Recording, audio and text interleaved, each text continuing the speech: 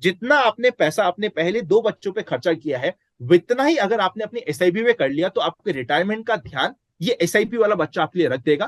पहले दो बच्चों पे आप इमोशनली डिपेंडेंट रहोगे, पर फाइनेंशियली डिपेंडेंट रहने के लिए आपका ये तीसरा बच्चा एसआईपी रहेगा। यार लो मूवमेंट नहीं, मेरे हिसाब से चैलेंज सबसे मेन सीए का ये है कि उसका हवा बहुत बना रखा है। देखो डिफिकल्ट है वो हमें सभी को पता है, पर कौन सा एग्जाम जो जिसमें आपको वैल्यू मिलने वाली वो डिफिकल्ट नहीं है।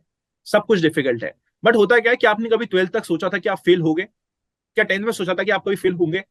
आपने सोचा ही नहीं, तो आपकी प्रोबेबिलिटी कम हो जाती है। यहाँ पे आपका पहला ध्यान ये होता है कि कैसे मुझे पासिंग मार्क्स चाहिए। तो ये एक ना बहुत माइंडसेट का डिफरेंस है। Hi everyone, welcome to the series Conversation with Kushal once again.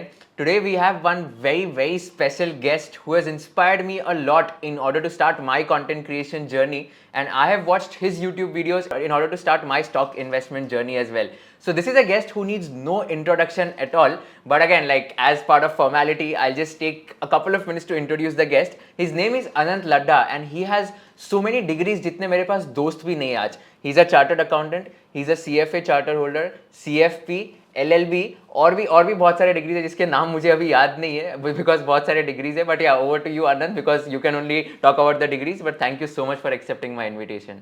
यार ब्रदर, ऑल माय प्लेजर यार। देख, डिग्रीज होना अलग बात होती है और रैंक आना तीनों लेवल में अलग बात होती है। तो तुमने फाड़ा है जेन्युइनली। एंड और मतलब that is I appreciate you a lot because तुमने बहुत मेहनत करी है। So very happy to have a conversation with you. Thank you so much, means a lot. By the way guys, Anant का भी 51st रैंक आया था. उनका एक मार्क्स से रैंक चला गया था. तो he is also as good as all India rank holder. यार नहीं है, मैं ये पॉइंट मैंने तेरे को डिस्कस किया था ना यार। मतलब आप या तो प्रेग्नेंट हो या फिर नहीं हो। हाफ प्रेग्नेंट, ऑलमोस्ट प्रेग्नेंट कुछ नहीं होता। तो मतलब या तो रैंक है या नहीं है। It is absolutely okay, part of the game. हर जगह रैंक आना भी जरूरी नहीं है। I think it is absolutely okay.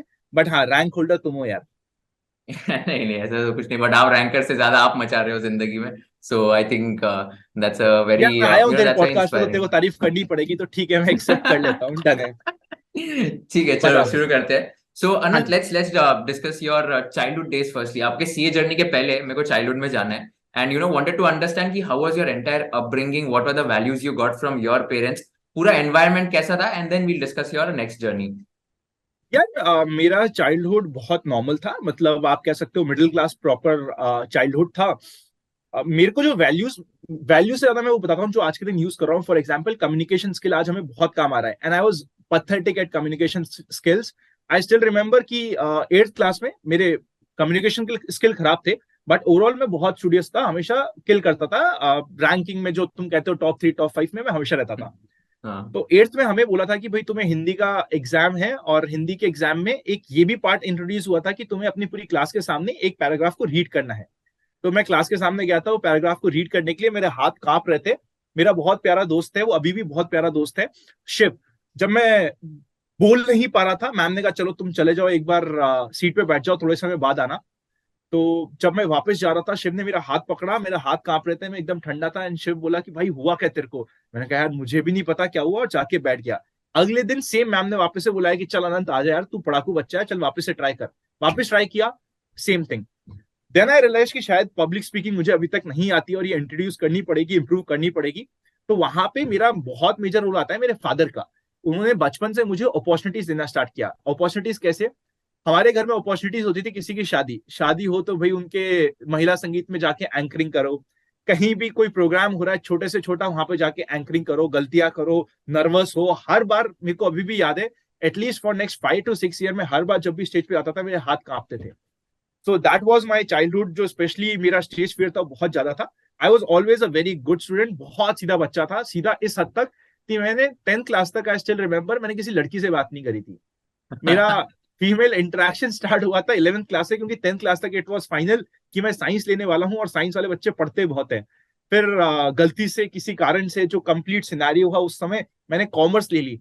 और कॉमर्स लेने के बाद मुझे रियलाइज हुआ कि पढ़ाई करना ज्यादा जरूरी होता नहीं है शायद, क्योंकि पढ़ने के लिए ज्यादा कुछ था नहीं कॉमर्स में। And I was very happy. तो वहां पे थोड़ा सा फीमेल इंटरेक्शन स्टार्ट हुआ था। बट उससे पहले मुझे अभी भी याद है, 10th से पहले मैंने रेयरली कभी लड़कियों से बात करी होगी। बाई चांस सेम सीट में बैठ जाते थे तो मार्क्स कम इसलिए आते थे कि भाई ध्यान नहीं लग रहा, कि थोड़ा सा डिस्ट्रैक्शन हो रहा है। सो इस तरीके का मेरा इंटरेक्शन था।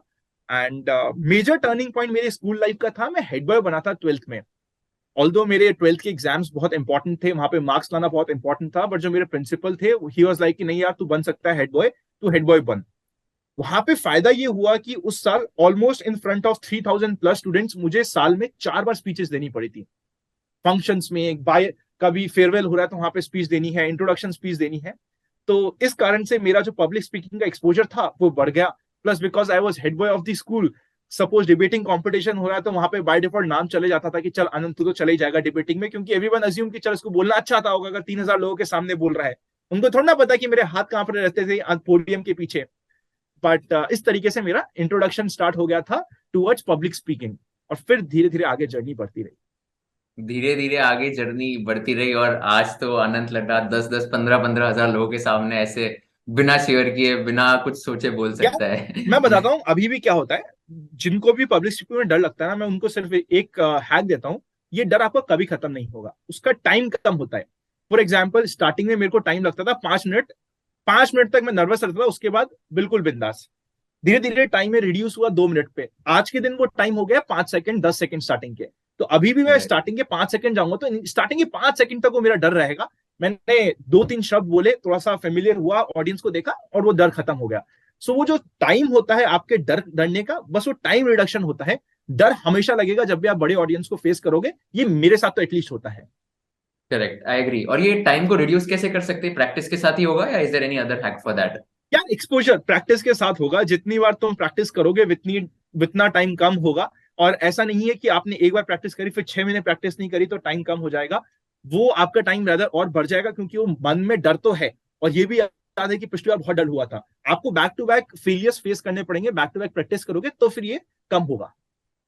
Got it, make sense. और आपने जो फीमेल डिस्ट्रैक्शन की बात भी की, लाइक आपने वो सॉरी, लाइक आपने बात किया कि 10th के बाद आपने फीमेल इंटरेक्शन शुरू एक किया, बड़ा तो वो इंटरेस्टिंग पॉइंट आया। डिस्ट्रैक्शन था क्या? अरे डिस्ट्रैक्शन, मैं अभी पॉइंट चेंज करता हूँ, रुको। मैं एक और हाँ। परफेक्ट एग्जांपल देता हूँ कि मैंने अपना ये कैसे फियर कम किया था। Sorry I am cutting you, but एक बड़ा इंटरेस्टिंग स्टोरी याद आई, हाँ। बाद में रह जाएगी। सो सीए में आपको पता होगा जीएमसीस के बैचेस होते हैं, जिसमें 30 40 50 बच्चे होते हैं, 5-6 घंटे जाके आपको क्लास देना होता है। मैंने वो बैचेस दिए। मेरा आईपीसीसी और फाइनल क्लियर होने के बाद, जैसे ही मेरा फाइनल क्लियर होता है, मेरा हाथ में सर्टिफिकेट बाद में आया था, मैं ये क्लासेस देने लग गया था। क्योंकि हाँ। वो बच्चे ऑलमोस्ट मेरे बराबर के थे, 30-40 का बैच होता था और 5 से 6 घंटे बोलना पड़ता था, तो ये डर मेरा वहां पे बहुत रिड्यूस हुआ था। यस, ओवर टू यू, आप कुछ इंटरेस्टिंग बात कर रहे थे। हाँ, ये इंटरेस्टिंग तो डेफिनेटली होने ही वाला है ये। तो आप एक बात बताओ, आप जो बता रहे थे 10th तक आपने किसी लड़की से बात नहीं किया, 11th से आपने बात शुरू किया, तो how was this transition all of a sudden? And ये मतलब बहुत सारे लोगों के साथ भी प्रॉब्लम होता है, तो ये टैकल कैसे करते हैं? How do you even let's say approach a stranger, और like what's your mindset like? मैंने ऐसा कुछ ट्राई नहीं किया था, बाय डिफॉल्ट हो गया था। जो 11th में मैं क्लास गया था, बिकॉज कॉमर्स लड़कियां ज्यादा लेती थी हमारे स्कूल में। सो मेरी ओके। क्लास का रेशियो था कि शायद 39 लड़कियां थी और 11 कुछ लड़के थे। तो मेरे पास कोई ऑप्शन नहीं था। सो वो बाय कंपल्शन हुआ था। ऐसा नहीं है कि मेरे में कोई एक दिव्य ज्योति आई और मेरे को ऑल ऑफ अ सडन में बात करना स्टार्ट हो गया। कुछ भी नहीं था। बिकॉज ऑफ कंपल्शन करना स्टार्ट करना पड़ा, बिकॉज लड़के सारे के सारे ऐसे थे जो पढ़ नहीं रहे थे। और मेरे को अगर बाई चांस किसी से नोट्स भी चाहिए तो मुझे किसी लड़की से ही मांगने पड़ रहे थे। तो वो कंपल्शन की वजह से वो इंटरेक्शन स्टार्ट हुआ था। आई थिंक गॉट अगर इट, गॉट नहीं करते तो यहाँ पे भी वही है यार, प्रैक्टिस करो यार। और अब तो आई थिंक आज की जनरेशन सब जानती है, मुझसे ज्यादा जानती है वो। राइट। आई थिंक मैं भी लाइक बहुत रिलेट कर पा रहा हूँ, बिकॉज मैं भी स्कूल में 7th 8th तक नहीं करता था। आप 10th तक नहीं करते थे, मैं 7th 8th तक नहीं करता था। और फिर धीरे धीरे थोड़ा वो फियर चला जाता है। But again I was a person who was very very shy introvert. I can relate to each and लेकिन मैं एवरीथिंग, आजकल तो बिकॉज आपकी स्टोरीज देखता शिवरिंग हूँ तो का भी मुझे होता सिर्फ है। लड़कियों के साथ ही मिलती है। कुछ लड़कियों के साथ नहीं मिलती। आप गलत कुशल लोड़ा को फॉलो कर रहे हो, शायद वो मेरा फेक अकाउंट बनाया होगा जो स्टोरीज डालता है। इंटरेस्टिंग। नहीं नहीं, बट या ये तो है लाइक जर्नी के बारे में बहुत रिलेटेबल है। So talking about your CA journey now, ठीक है, तो उसमें अभी सीए के सब जो मेरा ऑडियंस भी बहुत सारे सीए स्टूडेंट्स भी है, सबको पता है कि बहुत स्ट्रगल होता है, बहुत पेन होता है। What was your entire CA journey like? बहुत सारे चैलेंजेस आए होंगे आई am sure. maybe one challenge which you would like to bring out, and how did you tackle that challenge, or which was like very low moment for you at that point of time? यार लो moment नहीं, मेरे हिसाब से challenge सबसे main CA का ये है कि उसका हवा बहुत बना रखा है। देखो डिफिकल्ट है वो, हमें सभी को पता है। पर कौन सा एग्जाम जो जिसमें आपको वैल्यू मिलने वाली वो डिफिकल्ट नहीं है। सब कुछ डिफिकल्ट है। बट होता क्या है कि आपने कभी 12th तक सोचा था कि आप फेल होगे? क्या 10th में सोचा था कि आप कभी फेल होंगे? आपने सोचा ही नहीं। तो आपकी प्रोबेबिलिटी कम हो जाती है। यहाँ पे आपका पहला ध्यान ये होता है कि कैसे मुझे पासिंग मार्क्स चाहिए। तो ये एक ना बहुत माइंडसेट का डिफरेंस है। प्लस आईपीसीसी के बाद आईपीसीसी के माइंडसेट के साथ बहुत सारे लोग जाते हैं। फॉर एग्जाम्पल, सब लोग स्टार्ट कर देते हैं अपनी कोचिंग, आईपीसीसी खत्म होते ही 5 महीने में कोचिंग स्टार्ट कर दी। अरे यार, तुम्हारे सीए का सबसे बेस्ट समय होता है जब तुम इंटर्नशिप आर्टिकलशिप करते हो, वहां पे तुम्हें एक्सपोजर मिलता है, तुम जान पाते हो कि वर्ल्ड कैसा है, तुम पार्टीज कर पाते हो, तुम एंजॉय कर पाते हो, तुम लोगों से बात करते हो, तुम क्लाइंट से इंटरेक्ट करते हो, तुम अपनी टीम से इंटरेक्ट करते हो, तुम अपने सीनियर से इंटरेक्ट करते हो। What I am trying to say is, तुम्हारे एक्सपोजर के समय पे अगर तुमने बहुत ज्यादा पढ़ाई पढ़ाई पढ़ाई किया तो जो एक्सपोजर का एक्चुअल मीनिंग था वो तुम्हारे लिए खत्म हो जाता है। मैं ये नहीं कह रहा कि पढ़ना नहीं है, बट अगर तुम 9 महीने पढ़ रहे हो, बल्कि मैं तो एक बहुत सिंपल सा एग्जाम्पल देता हूँ, 9 महीने में इस दुनिया में एक नई लाइफ आ जाती है। एक लाइफ हमारे हाथ में होता है, एक बच्चा हाथ में होता है। तो क्या तुम 9 महीने सीरियस स्टडीज से सीए फाइनल क्रैक नहीं कर सकते? मेरे हिसाब से आराम से क्रैक कर सकते हो, प्रोवाइडेड तुमने कोचिंग रफली टू 18 मंथ्स पहले स्टार्ट कर ली हो। बहुत ज्यादा ओवर हाइप नहीं करना चाहिए, और जैसे ही तुम्हारा आईपीसीसी क्लियर होता है उसके बाद सबसे बेस्ट समय होता है कि तुम जाके अपनी आर्टिकलशिप को एंजॉय करो, फ्रेंड्स बनाओ, पार्टीज भी करो।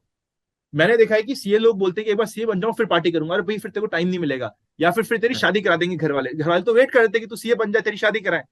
तो मुद्दे की बात यह है कि आर्टिकलशिप में एंजॉय करना सबसे इंपॉर्टेंट है। और मेरा लो मोमेंट ये था जब मेरा सीए फाइनल का एग्जाम था and I was distracted. I will be very true, मैं डिस्ट्रैक्टेड था बिकॉज मैं मुंबई में था। बिग फोर की आर्टिकलशिप चल रही थी, बहुत ऐशो आराम चल रहे थे, बड़े मजे चल रहे थे, बहुत अच्छा सर्कल था, पार्टीज थी। आई स्टिल रिमेंबर मई में एग्जाम था और मैं जनवरी में I was chilling in Goa, कि गोवा में चलो पार्टीज कर रहे हैं क्योंकि सब लोग दोस्त लोग जा रहे हैं। बट वो शिफ्ट इनिशियल 1 महीना बहुत डिफिकल्ट था, पर कुछ लाइफ में चीज हो गई कि मेरे को हिट हुआ। मैंने कहा नहीं यार, अब पढ़ना पड़ेगा वरना फेल हो गए तो दिक्कत में आ जाएगी। तो उसके बाद इतनी अच्छे से पढ़ाई हुई कि उसने क्रैक कर दिया मेरा CA final. I still remember, मेरे बहुत अच्छे फ्रेंड्स हैं जिनका मैं नाम अभी यहाँ पे नहीं लूंगा ऑब्वियसली, उनका उन्होंने शायद मेरे से 10 गुना ज्यादा पढ़ाई करी थी। पर सीए फाइनल एग्जाम आने से पहले, फॉर एग्जाम्पल जनवरी फरवरी तक, वो इतना पढ़ चुके थे, इतना एग्जॉस्ट हो चुके थे कि जिस समय एक्चुअली एफर्ट्स डालने की जरूरत थी वो एफर्ट्स ही नहीं डाल पाए, क्योंकि वो इतना पढ़ चुके थे, इतना फ्रस्ट्रेट हो चुके थे कि भैया हमें सब आता है, हमने इतना स्ट्रगल कर लिया है। और फिर जब एक्चुअल पढ़ने का समय था वो मस्तियां कर रहे थे।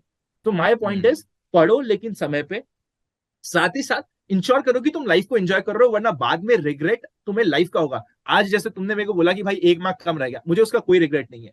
बट अगर उसी के समय में मैं अपनी आर्टिकलशिप को एंजॉय नहीं करता या वो गोवा की ट्रिप नहीं गया होता ना, तो मुझे रिग्रेट आज तक रहता, क्योंकि वो गोवा की ट्रिप हमारी बहुत क्रेजी थी।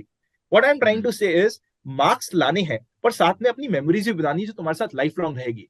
इसका मतलब किसी भी सेंस में ये नहीं है कि तुम पढ़ाई को बिल्कुल ही साइडलाइन कर रहे हो, अपनी कोचिंग अटेंड नहीं कर रहे हो। कोचिंग हमेशा हमें अटेंड करनी है, बिकॉज कोचिंग तुम्हें एटलीस्ट बेस बना के दे देगा। मतलब बेस तुम्हारा बन गया, फिर तुम्हें अपने आप रॉकेट लगाना और तुम उड़ाओ आराम से। तो बेस के लिए तुम्हें कोचिंग हमेशा पूरी करनी है, पर at the same time you have to balance it in a very smart way and ensure that you are enjoying life. Right.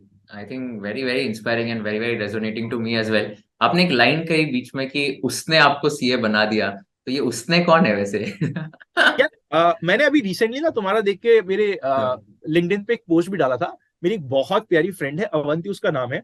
मतलब वो फ्रेंड कम मेरी दादी अम्मा वो बोलते हैं ना, टीचर थी, मतलब इनडायरेक्ट टीचर थी। मैं पहले क्लास में बैठता था बिल्कुल लास्ट लास्ट बेंच में, और हमेशा से मैं बचपन से एटलीस्ट 8 9 क्लास में बिल्कुल लास्ट बेंच पे बैठा हुआ स्टूडेंट हूँ, हमेशा लास्ट बेंच पे बैठता था। ये अवंती और उसकी फ्रेंड्स बैठती थी आगे। अब मैंने कहा यार इंटरेस्ट तो आ गया, मैं पीछे बैठा हूँ, तो इनके चक्कर में मैंने अपनी सीट पीछे से लेके चेंज करी आगे, जिसके कारण से बाय डिफॉल्ट आपका कंसंट्रेशन लेवल थोड़ा सा तो बढ़ ही जाता है। ऑल्दो आपके आजू बाजू डिस्ट्रैक्शन होता है, पर ओवरऑल कंसंट्रेशन लेवल बढ़ जाता है। तो मैं आगे गया। बाद में वी बिकेम अमेजिंग फ्रेंड्स, हम लोग आज भी बहुत क्लोज फ्रेंड्स हैं। तो फ्रेंड्स इतने अच्छे बन गए कि अगर मैं किसी दिन क्लास नहीं आता था तो वो कॉल करती थी, कॉल करके मुझे डांटती थी कि भाई तू क्लास क्यों नहीं आया, ऐसा क्या मस्ती कर रहा है। आपको भी पता है जब बिग फोर में आप आर्टिकलशिप करते हो वहां पे पार्टीज होती है, आप बॉलिंग करने जाते हो, आप अपने फ्रेंड्स के घर पे चले जाते हो, कभी कुछ खेल मजाक हो गया, मस्ती हो गया, ड्राइव पे चले गए, तो लेट नाइट्स बहुत होती थी, जिसके कारण से कई बार क्लासेस छूटती थी। एक क्लास छूट दी, मुझे डर रहता था कि यार वो अवंती सुनाएगी कि यार तू आया नहीं, तू बिगड़ गया, तेरा ये हो जाएगा। और वो क्या है, थोड़ी सी मेलोड्रामा बहुत था कि भाई तेरा सीए फाइनल फेल हो जाएगा, फेल हो गया तो क्या होगा, तू कैसे अब घर वालों को बोलेगा, ये नहीं को वो। तो उस कारण से I was actually attending my classes. और एक बार आप क्लास में अटेंड कर लेते हो तो आपका एक बेसिक लेवल हो जाता है। सो आई थिंक आपको अच्छे फ्रेंड्स बनाने चाहिए जो आपको हेल्प करेंगे बुरे समय में, स्पेशली जब आप डिस्ट्रैक्ट होंगे अपने पढ़ाई के में। And I am very sure काफी फ्रेंड्स ऐसे भी होते हैं जो बहुत खुश होते हैं कि यार हम तो सनम डूब ही रहते हैं, चलो तुम्हें भी साथ में डुबाते हैं। तो you have to select your friends very smartly, जो तुम्हें एक्चुअली सपोर्ट करे जिस समय तुम डूब रहे हो। Right, that's absolutely very well said. And आपने फिर सीए कब क्लियर किया, विच ईयर? 2016 यार। So 2016 के बाद immediately did you go for campus placement वगैरह जॉब के लिए कुछ किया, या like how was the journey after that? यार मेरी जर्नी थोड़ी अलग थी, बिकॉज मैं इंडस्ट्रियल ट्रेनिंग पे गया था, तो फिर मेरे पास वहां से ऑफर आ गया था और मैं वहां पे थोड़ा सा काम किया था। आई थिंक अराउंड 5-6 मंथ्स थोड़ा सा काम किया था वहां पे। हाँ, तो इंडस्ट्रियल ट्रेनिंग के बाद मैं थोड़ी सी जॉब किया था, और जॉब करने के बाद आई रियलाइज किया मेरे पास एक बिजनेस है, एंड अभी मैं ये रिस्क ले सकता हूँ कि इसी बिजनेस को आके ग्रो करूं। और बिजनेस भी उसी फील्ड में था जिसमें मेरा इंटरेस्ट था, फाइनेंशियल मार्केट, स्टॉक मार्केट्स। तो मेरा थर्ड जनरेशन था मैं स्टॉक मार्केट में। मेरे दादाजी ने स्टार्ट किया था 1980s में, पापा ने 1990s में ज्वाइन किया था, एंड देन मैं था कि मेरे को लगा शायद मैं कुछ जाके नया कर सकता हूँ। तो फिर मैंने वहां पे कॉल लिया कि नहीं यार, एक बार जॉब छोड़ते। पैकेज बहुत अमेजिंग था, 25 के आसपास का था, एंड इंडस्ट्रियल पैकेज था, दैट इज वाई थोड़ा सा हाई था। बट आई थॉट कि अभी मेरे पास रिस्क टेकिंग कैपेसिटी है, तो उसको छोड़ते एक बार बिजनेस को ट्राई करते हैं। तो फिर मैं बिजनेस में आ गया था 2016 एंड में, 2017 स्टार्टिंग में फुल फ्लेजेड आया था। और 2017 में मेरा सीएफए लेवल 2 भी था, तो वो भी एक बहाना था कि चल यार, अगर बिजनेस में थोड़ा कुछ नहीं हुआ तो एटलीस्ट मैं पढ़ तो रही हूँ, सीएफए लेवल 2 हो जाएगा। तो मन को दिलासा देने के लिए मेरे पास एक रीजन था, तो मैं इस तरीके से आ गया था कोटा में कि चल बिजनेस करते हैं। Got it, got it. तो आपके स्टॉक मार्केट्स और वो फाइनेंस वाला जर्नी वो तो करेंगे डिस्कस, बट उसके पहले मेरे को एक ये क्वेश्चन है कि बहुत सारे स्टूडेंट्स ये पूछते हैं कि इतने सारे जो कोर्सेज होते हैं फाइनेंस में, जैसे आपने सीएफए किया है, सीएफपी किया है, सर्टिफाइड फाइनेंशियल प्लानर एक्सेट्रा, तो इसका रेलेवेंस क्या होता है फर्स्टली, एंड सेकेंडली चूज कैसे करना चाहिए, किसको क्या कोर्स करना है? If you can just help people understand कि आपने जो कोर्सेज किया उसका क्या बेनिफिट्स है in the next couple of minutes, that will be very helpful. यार इसका बहुत सिंपल सा रूल है, एक बेस कोर्स तुम फाइनल करो, कोई सा भी एक बेसिक स्ट्रॉन्ग कोर्स ले लो, आगे की जर्नी तुम्हें खुद पता चल जाएगी तुम्हें क्या करना है। होता है क्या, हम स्टार्टिंग में 5 ऑप्शन लेते हैं। मैं 12th का स्टूडेंट हूँ और मैं अभी से 5 ऑप्शन सोच रहा हूँ कि भाई मेरे को सीए भी करना है, सीएस भी करना है, सीएफए भी करना है, मेरे को सीएफपी भी करना है। मैं कंफ्यूज हो जाऊंगा, मैं कुछ भी नहीं करूंगा। तुम बेसिक एक कोर्स पकड़ो, फॉर एग्जाम्पल तुमने सीएस पकड़ा फॉर एग्जाम्पल, तो तुम्हें सीएस जब तुम कंप्लीट करोगे ना, तुम्हारे पास ऑलरेडी पता होगा कि तुम्हें आगे क्या करना है। हर एक कोर्स की अपनी रेलेवेंस है, तुम्हें क्या करना है वो तुम्हें खुद को डिसाइड करना है। मैं वो पहले काइंड का स्टूडेंट था जिसको बहुत ज्यादा कंफ्यूजन था। अब वो कंफ्यूजन कैसे था, मेरे को जब मैंने 12th पास किया था ना, मेरे को 3-4 कोर्सेज के नाम पता थे, सीए, सीएफए, सीएफपी, और वही मैंने इवेंचुअली किया। बाय चांस मेरा वो बिल्कुल अलाइन हो गया मेरे स्टॉक मार्केट से, तो मेरे लिए वो विन विन सिचुएशन हो गई। बट स्टार्टिंग में इतना कंफ्यूज होना मेरे लिए कोई यूजफुल हुआ नहीं था। जब मैं कंफ्यूज हो रहा था तो मेरे जो गाइड थे, जो मेरे को हेल्प करते थे कि मेरी गाइडेंस क्या होनी चाहिए, उन्होंने मुझे कहा कि तुम एक कोर्स करो, वही मैं गाइडेंस यहाँ पे दे रहा हूँ। तो इसीलिए मैंने सबसे पहले सीए पे फोकस किया। जो सीएफए है, सीएफपी है, एलएलबी है, ये सब तो मुझे एडिशनल डिग्री मिल गई बिकॉज मेरे सीए में मार्क्स अच्छे आ गए थे। जब एक कोर्स आपका अच्छा होता है विद अच्छे मार्क्स, आपके पास ऑलरेडी कॉन्फिडेंस ना आए होता है कि आप आगे कुछ भी, 1-2 कोर्स तो फ्री में मिल जाएंगे आपको वहां पे। तो एक बेसिक कोर्स पे फोकस करो जो आपकी कोर कॉम्पिटेंसी है। अगर आप सीए कर सकते हो, आप मेहनत करने के लिए रेडी हो, तो सीए आपके लिए बेस्ट हो जाता है। सेकंड, आपके पास सीएस ऑप्शन आता है, सीएफए ऑप्शन आता है अगर आप फंड मैनेजिंग में जाना चाहते हो। सीएफए की जर्नी डिफिकल्ट होगी अभी इंडिया में। अगर आप सीएफए करने का प्लान कर रहे हो तो ऑब्वियसली आपको यह ध्यान रखना चाहिए कि आपके पास एक स्ट्रॉन्ग बेस डिग्री होनी चाहिए। आप आईआईटी में हो, सीएफए कर रहे हो, बहुत अच्छी बात है। आप सीए हो, सीएफए कर रहे हो, बहुत अच्छी बात है। वरना अगर आप सिर्फ सीएफए के बेसिस पे काम करने की कोशिश करोगे तो बेटर ये होगा कि सीएफए की जगह आप एमबीए कर लो फाइनेंस में। इंडिया के पर्सपेक्टिव में आज के दिन सीएफपी इज पर्सनल फाइनेंस, वो सिर्फ उनके लिए है जो बिजनेस करना चाहते हैं। अगर आप बिजनेस में आना चाहते हो, म्यूचुअल फंड मैनेजमेंट का, डिस्ट्रीब्यूशन का, आरए का, तो आपके लिए सीएफ पी रेलेवेंट है, वरना सीएफपी आपके लिए नहीं है। तो ये ब्रॉड बेस हो गया है आइडिया सभी कोर्सेज का। Got it, very helpful. आप एक बार बता सकते हो आपने कौन से कोर्सेज किए टोटल अभी तक? यार मैंने सीएफए, सीए, सीएफपी, एलएलबी किया था, बीकॉम किया था, और फिर कुछ सर्टिफिकेशंस किए थे। For example FPSB certified investment planner, insurance planner, retirement planner and estate planner. तो ये 4 सर्टिफिकेशन बाप रे। कोर्सेज थे। और बाकी जो मेन कोर्सेज थे वो मैंने स्टार्टिंग में कवर कर लिए। सर्टिफिकेशन कोर्सेज को अगर हम कंबाइन कर देते तो कंबाइन होने के बाद एक एडिशनल कोर्स देके या एक एडिशनल एग्जाम देके आपको सीएफपी का एग्जाम भी मिल जाता है। तो वो सीएफपी के लिए जल्दी से पहुंचने के लिए मैंने ये वाला रूट चूज किया था।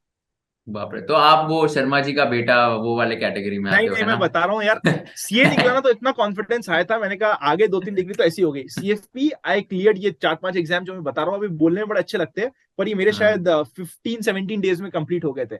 Because okay. सीए हुआ था, सीए में अच्छे मार्क्स आए थे, इतना कॉन्फिडेंस आया था, मैंने कहा चल ये तो ऐसे ही कर देंगे। तो वो कॉन्फिडेंस मैटर राइट। करता है आपके लिए। अगर आप वो कॉन्फिडेंस फर्स्ट डिग्री में ले आते हो, तो एटलीस्ट 1-2 डिग्री जो आप करना चाह रहे हो, या एटलीस्ट 6 महीने में आप जो भी करोगे, चाहे आप जॉब में करो चाहे बिजनेस में करो, वो आपके सक्सेस होने की चांसेस बहुत हाई रहती है, क्योंकि कॉन्फिडेंस मैटर्स।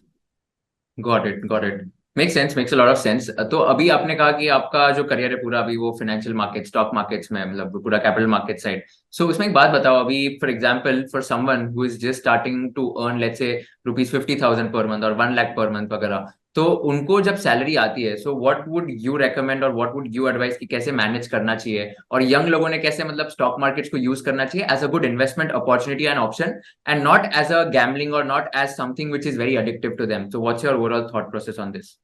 यार पर्सनल फाइनेंस को पर्सनल फाइनेंस बोलते हैं इसलिए क्योंकि वो बहुत पर्सनलाइज्ड है। अगर मैं एक रैंडम आंसर देके सबको कवर कर पाता तो वो तो बेस्ट सिचुएशन हो सकती थी। बट अगर मैं बॉल पार्क फिगर लूं और ऐसे पर्सन की बात करूं कि जिसके ऊपर डिपेंडेंसी आज के दिन किसी की भी नहीं है, कोई भी डिपेंडेंट नहीं है, कोई भी लाइबिलिटीज ज्यादा नहीं है, उस पर्सन की बात करूं तो सबसे पहले वो टर्म इंश्योरेंस ले लेगा। सेकंड वो अपना हेल्थ इंश्योरेंस ले लेगा। थर्ड वो इंश्योर करेगा कि पहले स्टार्टिंग में एटलीस्ट 5-6 महीने की जितनी भी सैलरी उसकी बच रही है, जितना उसका मंथली एक्सपेंडिचर हुआ है, सपोज करते हैं आज मेरा मंथली एक्सपेंडिचर 20,000 रुपए पर मंथ का है, तो 20,000 मल्टीप्लाई बाय 6 यानी कि रफली 1,20,000 रुपए का मुझे इमरजेंसी फंड क्रिएट करना है। ये तीन बेसिक मेरे गोल्स पूरे हो जाने चाहिए। इसके बाद मुझे थर्ड इंश्योर करना है कि मुझे एसआईपी रखनी है। देखिए होता क्या है, एसआईपी एज ए कंसेप्ट सुनने में बड़ा इंटरेस्टिंग लगता है, फॉलो करने में बड़ा डिफिकल्ट होता है, रिजल्ट्स बहुत फ्रूटफुल होते हैं अगर वो डिफिकल्ट पाथ आपने कंप्लीट कर दिया तो। आपको एसआईपी को समझना चाहिए as your third child. I know आप में से काफी लोगों की शादी नहीं होगी, पर जब भी शादी होगी, आजकल 2 बच्चों का कंसेप्ट चल रहा है, मैं कहता हूं आपका थर्ड बच्चा हो गया है आपकी एसआईपी। जितना आपने पैसा अपने पहले 2 बच्चों पे खर्चा किया है, उतना ही अगर आपने अपनी एसआईपी में कर लिया तो आपके रिटायरमेंट का ध्यान ये एसआईपी वाला बच्चा आपके लिए रख देगा। पहले 2 बच्चों पे आप इमोशनली डिपेंडेंट रहोगे, पर फाइनेंशियली डिपेंडेंट रहने के लिए आपका ये तीसरा बच्चा एसआईपी रहेगा। तो सिंपल सा पॉइंट ये है कि जब आपका स्टार्ट हो रहा है करियर, आप उस समय अगर रिटायरमेंट को प्लान करेंगे तो जो कॉर्पस होगा वो बहुत छोटा हो जाएगा आपके लिए, जो आपको पर मंथ इन्वेस्ट करना पड़ेगा। तो आप उसके थ्रू एसआईपी में म्यूचुअल फंड से स्टार्ट कर सकते हो। एक बार आपको म्यूचुअल फंड समझ आ गया, फिर आपको इंटरेस्ट आ रहा है स्टॉक मार्केट में, तो आप स्टॉक मार्केट में जाके there is something known as swing trading, कि आपने एक पर्टिकुलर स्विंग, स्विंग क्या होता है, एक झूला, एक पर्टिकुलर जो झूला चल रहा है स्टॉक में, उसको कैप्चर करने की कोशिश कर रहे हो। तो जब आप डायरेक्ट स्टॉक मार्केट में काम करना स्टार्ट करोगे, you will start with swing trading and positional trading. जब आपको इसमें कंफर्ट आएगा, तब फिर आप धीरे धीरे, जब आपका पोर्टफोलियो भी साइजेबल हो जाएगा, आप ऑप्शन सेलिंग कर सकते हो, ऑप्शंस में काम करना स्टार्ट कर सकते हो। जब आप इसमें भी कंफर्ट हो जाता है, आपको लगता है नहीं मुझे और इंटरेस्ट आ रहा है स्टॉक मार्केट में, तो फिर आप इंट्राडे ट्रेडिंग स्टार्ट करोगे। इंट्राडे ट्रेडिंग आपका लास्ट स्टेप होता है। कई बार क्या होता है, हम स्टॉक मार्केट में आते हैं quick risk theory. Quick risk theory are usually quick poor theory in stock market. आपको समझना पड़ेगा कि टाइम तो देना ही पड़ेगा। Good thing always take time. अगर कोई चीज है जो आपको रातों रात मिल रही है, तो रातों रात चली भी जाएगी, वो आपके लिए सस्टेनेबल नहीं होगी। स्टॉक मार्केट में रूल परफेक्टली अप्लाई होता है। तो ये जो आखिरी के 3 पॉइंट मैंने बताए, swing positional trading, option trading and intraday trading, ये तभी करना है जब आपको स्टॉक मार्केट में इंटरेस्ट आ रहा है, आपको लग रहा है ये मेरी फील्ड है जिसमें मैं कुछ अच्छा कमा सकता हूं, तो एडिशनल रिटर्न्स के लिए आप अपने पोर्टफोलियो का पार्ट यहां पे भी इन्वेस्ट कर सकते हो। वरना आपके लिए म्यूचुअल फंड एसआईपी सारे के सारे काम कर देगी। फाइनल इंपॉर्टेंट पॉइंट है लोन्स। लोन्स लेते वक्त थोड़ा सा ध्यान रखना कि होम लोन, एजुकेशन लोन अच्छे लोन है, कार लोन हमें नहीं लेना है। होम लोन जब भी आप लो, जो भी आपकी होम लोन की ईएमआई है, ईएमआई का 10% आपको एसआईपी में इन्वेस्ट करना ही है, वो आपके होम लोन को इंटरेस्ट भी कर देगा। अगर आप कार लोन ले रहे हो, तो जो भी आपके कार लोन का अमाउंट है, ऐसा इंश्योर करना है कि कार लोन के अमाउंट का 10% आपकी मंथली एसआईपी हो रही है। अगर आपने इसको, इस रेशियो को मेंटेन कर लिया, तो जब आप कैलकुलेट करोगे, सपोज करते हैं आपने 7 साल के लिए कार लोन लिया, तो 7 साल बाद आपका वो कार लोन इंटरेस्ट फ्री हो जाएगा, even at expected rate of return of 11%। मतलब इन बेसिक रूल्स को याद रखना, बॉलपार्क फिगर को याद रखना, आपकी फाइनेंशियल लाइफ काफी इजी हो जाएगी।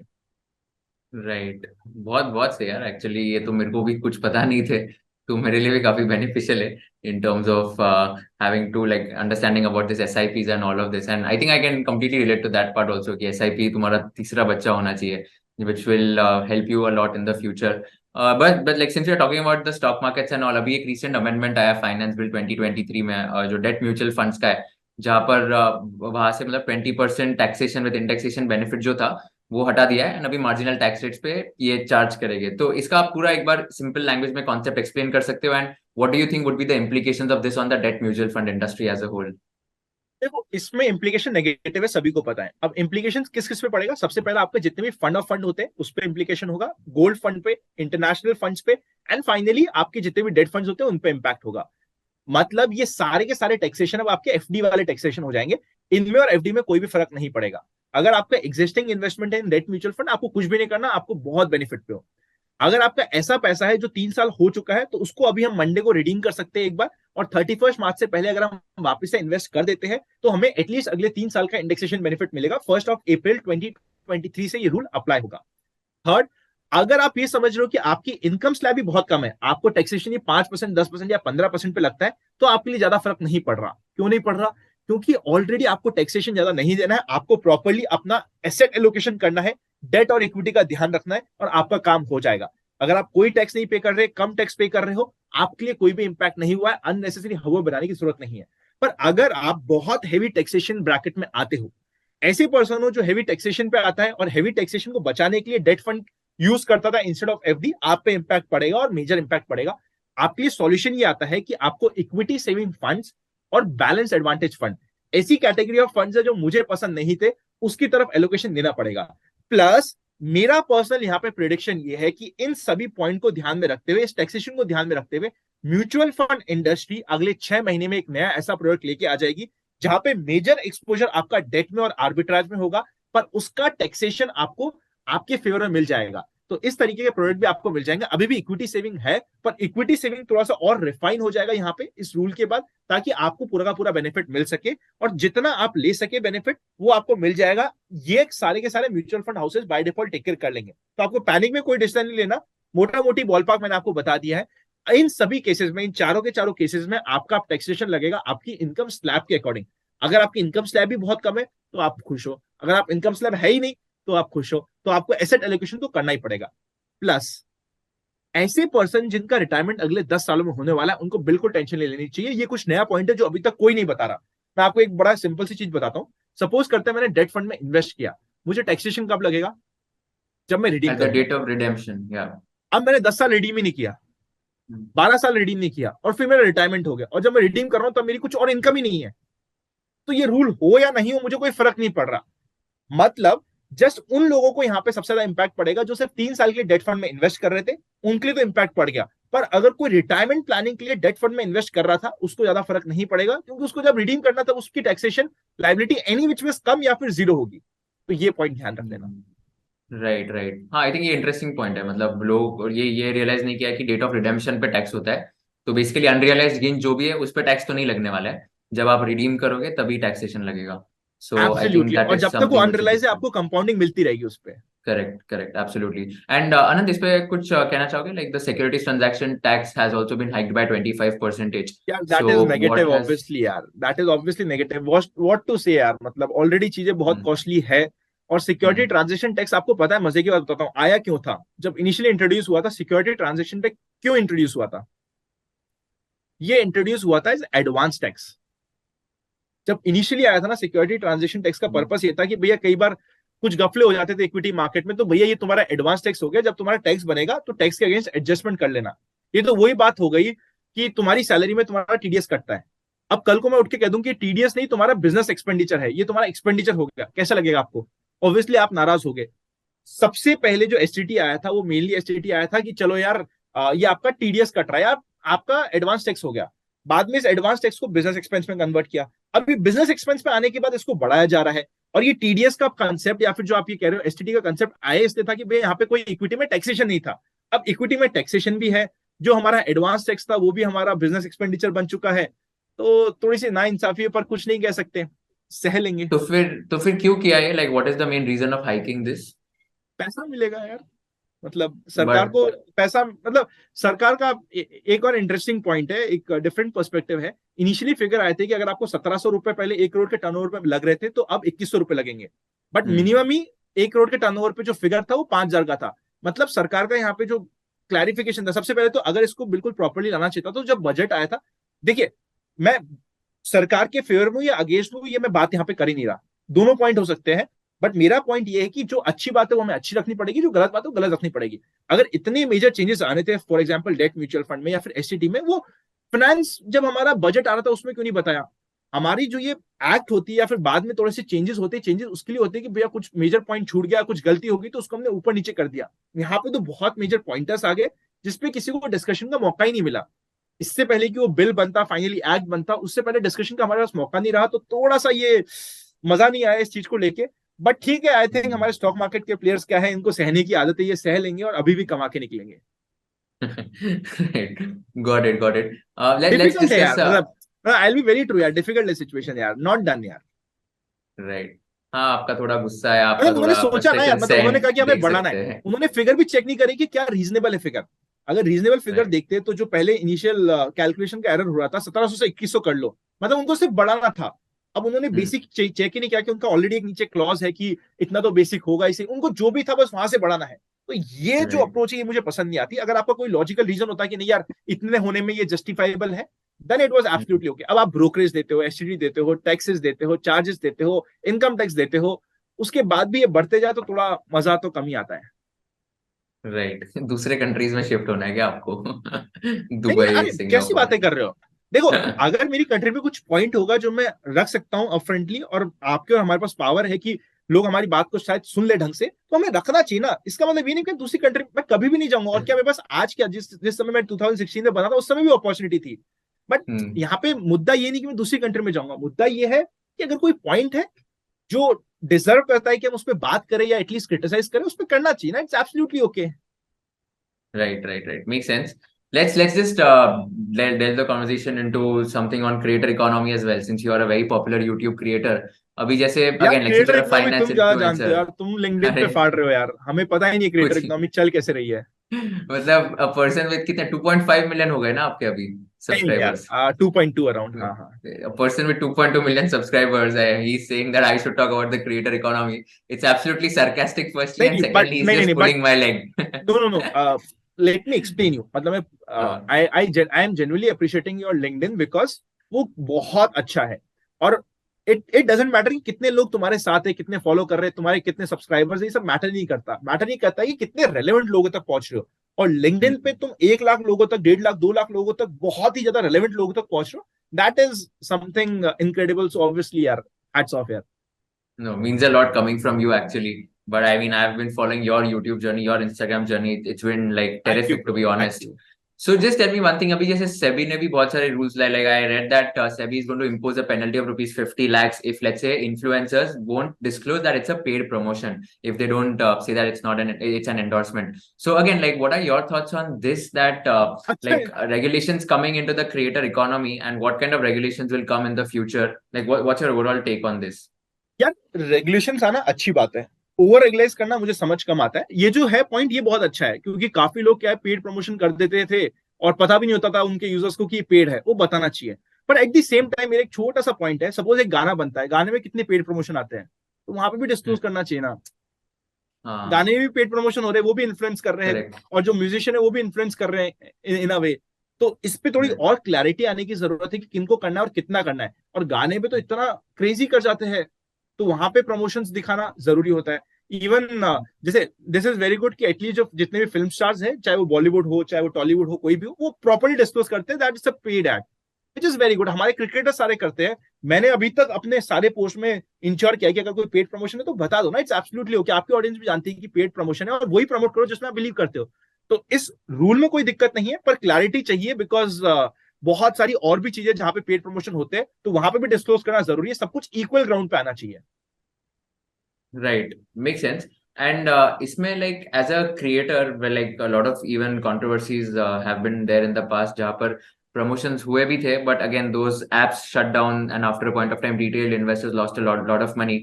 I think that's one of the primary reasons that SEBI is trying to regulate this. And plus मुझे ये भी लगता है जैसे अभी मनी वाइज का भी एक फ्रॉड like ये हुआ था, स्कैम हुआ था, राइट? लाइक अरशद वारसी वाला स्कैम जो था, I think they gain some rupees 54 crore का कुछ स्कैंडल था, यार जहां वो पर एक they were complete different promoting a scam है। stock. Yeah, they were promoting a stock and then they sold it after a point of time, right?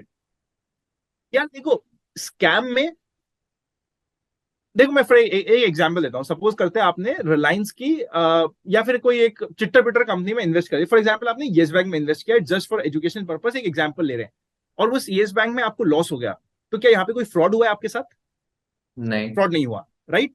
यहाँ पे आपके साथ फ्रॉड नहीं हुआ। पर अगर किसी कंपनी को आपने पैसा दिया, वो पैसा लेके ही भाग गया, तो वो आपके साथ फ्रॉड हुआ है। तो कौन सा फ्रॉड है, कौन सा फ्रॉड नहीं, ये हमें समझना जरूरी है। अब वापस से बात करते हैं। जो रिसेंटली एक केस आया था, जो एक्टर का हम नाम ले रहे हो, जो केस आया था वो कंप्लीटली फ्रॉड है। क्योंकि वो पंप एंड डंप की स्कीम है। और इसके रिलेटेड मैंने कम से कम पिछले 2 साल में 5 से ऊपर वीडियो बनाए। दैट इज एब्सोल्युटली राइट जो हुआ है वहां पे। एक नकली यूट्यूब चैनल होता है, उसमें एक एड चलता है कि 2 रुपए का स्टॉक है, 10 रुपए हो जाएगा, 100 रुपए हो जाएगा, 500 रुपए हो जाएगा, आप बाय करो, ये टारगेट्स है। और उसको गूगल एड्स पे उस पर 50-60 लाख रुपए लगा के उस पर मिलियंस पे व्यूज दी जाते हैं और वो बिक जाता है।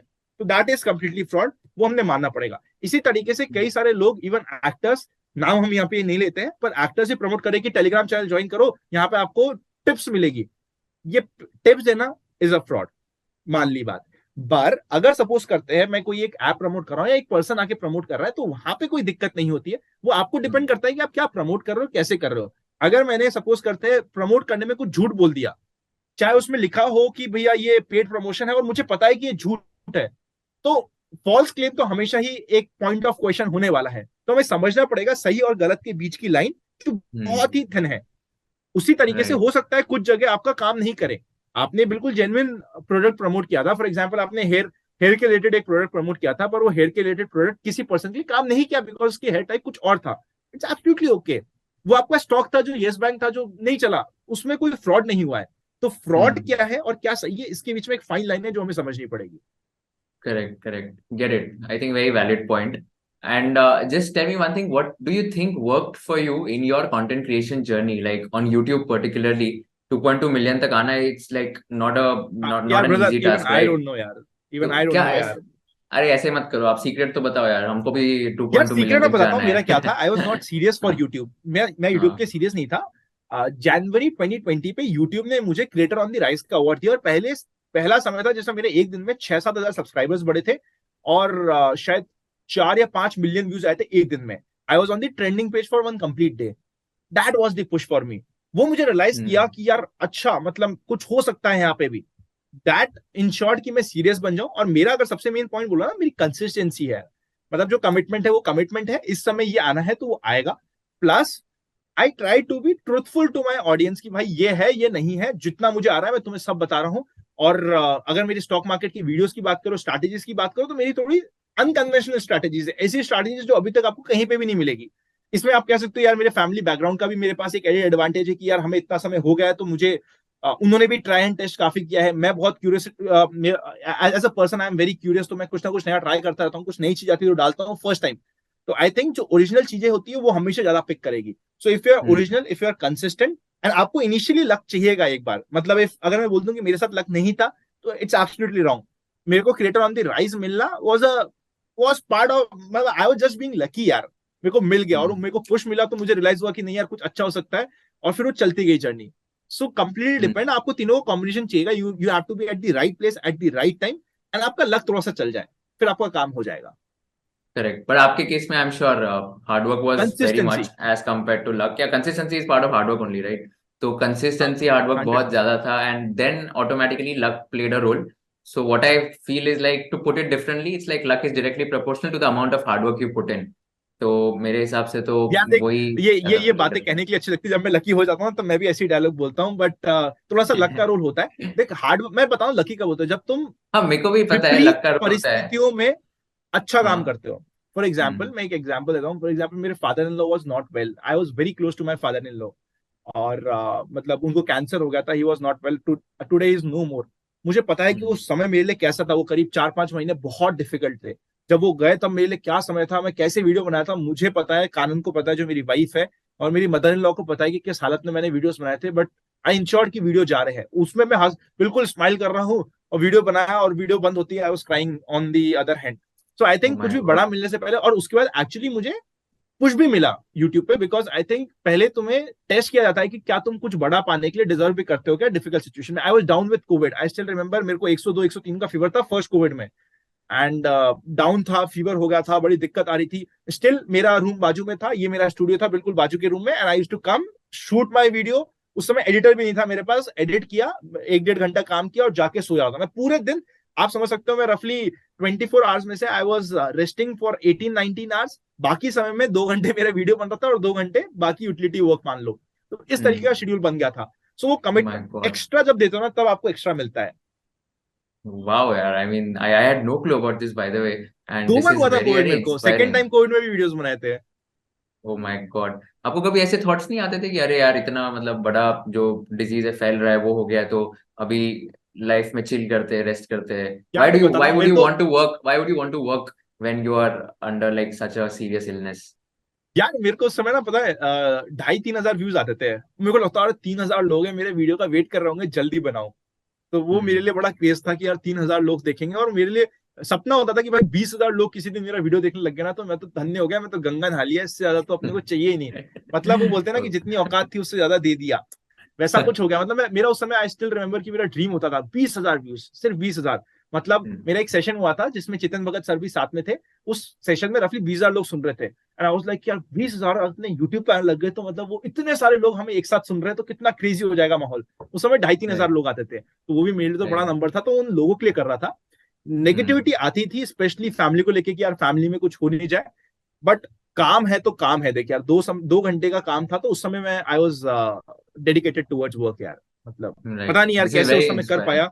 अब तुमने बोला तो मेरे को भी लग रहा है कि यार ये सोचा ही नहीं कि निकल ही लेते, पता चले भगवान कहता चलो आ जाओ, फिर क्या होता। नहीं, फिर तो इंडिया का जीडीपी गिर जाता अगर वो भगवान आपको बुला लेते यार तो जितनी यू आर मेरी इनकम है इतने से तो कंट्रीब्यूटिंग। गिर ही जाता है जितनी इनकम है। One last question before we move into the rapid fire round. So what, again, it's a cliche question, but again, I want to understand कि इतना आप जो हार्ड वर्क करते हो, कंसिस्टेंट रहते हो, what keeps you motivated each and every single day? Audience यार, जो आपके सब्सक्राइबर्स होते हैं ना, मतलब सपोज करते हैं कहीं जाओ वहां पे मिल जाते हैं, वो एक मिलना बहुत होता है यार, तो वो मोटिवेट करते हैं। प्लस अभी मैंने जब फिजिकल सेशंस करना स्टार्ट किया ना, तब मुझे रियलाइज हुआ कि लोग एक्चुअली बहुत बिलीव कर रहे हैं। तो मेरे को रिस्पॉन्सिबिलिटी का एक वो बोलते हैं ना गूज बम्स आते हैं कि यार कुछ गलत काम नहीं करना, कोई गलती से गलत कोई गलती नहीं हो जाए। वैसे भी एक आध चीजें मैंने फॉर एग्जाम्पल एक इनिशियली बहुत 2020 स्टार्टिंग में मैंने एक फॉर एग्जाम्पल एक वीडियो डाल दिया था जिसमें मेरा मैंने एक दिन ट्रेड किया था, वो प्रॉफिट डाल दिया था। मेरे दादाजी ने मेरी खैर खैर लगा दी उस दिन। कहा कि यार तू ये क्या काम कर रहा है, तो एक दिन का पीनल दिखा रहा है, ये तुम्हारा होता है पंप एंड शो कि भैया तुमने शो किया है, ये सब अनएथिकल काम होते हैं बंद। कई बार मैं भी हटता हूँ तो मेरी फैमिली इज ऑलवेज देयर, कभी मैं कुछ गलत डाल देता हूँ तो कानन इज लाइक कि तुम्हें सूट नहीं कर रहा, हटाओ ये सब। So you have to be very strong on your ethics, और फिर तुम्हारे सब्सक्राइबर्स तुम्हें बता देंगे तुम्हारी वैल्यू, तो उससे तुम that will keep you going. Got it. Yeah, I think it's very inspiring and motivating for me also. Thank you so much Anand for taking out your valuable time. बहुत ज्यादा मजा आया आपसे बात करके। एक रैपिड फायर राउंड करेंगे फटाफट, एक दो पक्का दो डन पांच ब्रो। मिनट लगेगा। इसमें rule is very simple, you have to be as quick and as spontaneous as possible, and you don't have to think, okay, before answering these questions. जो मन में आए बता देना है, ठीक है? If ever your autobiography is made, which actor would you like to play your character? कोई भी नया एक्टर यार, मतलब जिसने खुद की कहानी लिखी हो, अभी पुराने एक्टर्स में से कोई नहीं यार। जैसे नाम बताओ। मतलब कोई नया एक्टर आएगा, मुझे भी नहीं पता वो कौन होगा, मतलब जो फर्स्ट टाइमर हो। ओके, ठीक है। What is that one thing that you regret the most in your life? Regret the most? या यार इतनी सारी चीजें, तुम क्या क्या रिग्रेट याद करवाओगे, मेरे को तुम एक ख्यालों एक में ले जा रहे हो। एक बता दो। रिग्रेट द मोस्ट, कभी कभी मुंबई ना आने का रिग्रेट होता है यार, कि यार मुंबई होते तो शायद मजा आता। Okay, got it. What is one thing that you are most proud of yourself? यार सीए यार, मतलब फर्स्ट डिग्री थी तो फर्स्ट डिग्री बहुत मजेदार होती है। सेकंड, जब पापा को प्राउड हुआ था फर्स्ट टाइम, मतलब जब मेरे आईपीसीसी में एक्चुअली बहुत अमेजिंग मार्क्स आए थे, टॉप ऑफ कर लिया था, तो उनको लगा अच्छा तू पढ़ने वाला बच्चा है, मेरे को अब रियलाइज हुआ। तो दैट वाज आईपीसी अ में आपका गुड रैंक मोमेंट। था क्या? हाँ हाँ हाँ। ओ वाह, कौन सा रैंक था आईपीसी में? मेरे को नहीं पता था। 49। ओ वाह, सही है। देखो, एक सामने रैंक कर ही बैठे और ये बता रहे हो मैं रैंक, यार तो खुद भी आईपीसीसी तो में रैंक रैंक करे। क्या होता है यार, वो सब ठीक है यार। अरे ऐसा कुछ नहीं, रैंक रैंक होता है। जैसे आपने बताया ना, या तो प्रेग्नेंट या तो नहीं प्रेग्नेंट, रैंक रैंक है। तो मैं जाके बोलूं मैं आईपीसीसी रैंक करूं, है मैं आईपीसीसी रैंक करूं। इसमें क्या है? इंटरेस्टिंग यार। One thing you would like to go back in the past and change in your life? Go back यार, मैं कंटेंट क्रिएशन शायद थोड़ा और पहले स्टार्ट कर देता, ओ वाह। और जो मेरा इंटरेक्शन 11th में स्टार्ट हुआ था गर्ल्स से, थोड़ा और जल्दी स्टार्ट कर लेता। Okay. If you wake up as the following person tomorrow, what would you do? Warren Buffett? Warren Buffett में पॉपकॉर्न खाता यार और टीवी देखता। Nice. Elon Musk? मैं डांस करता और वीडियो बना के डाल देता। Okay. Bill Gates? यार डोनेशन करने जाना पड़ता है यार, मतलब ही इज, यार मैं इंडिया आ जाता। Okay. Got it. मतलब ही और इज अनंत लविंग लत्ता इंडिया, से आई एम मिलते। Very sure.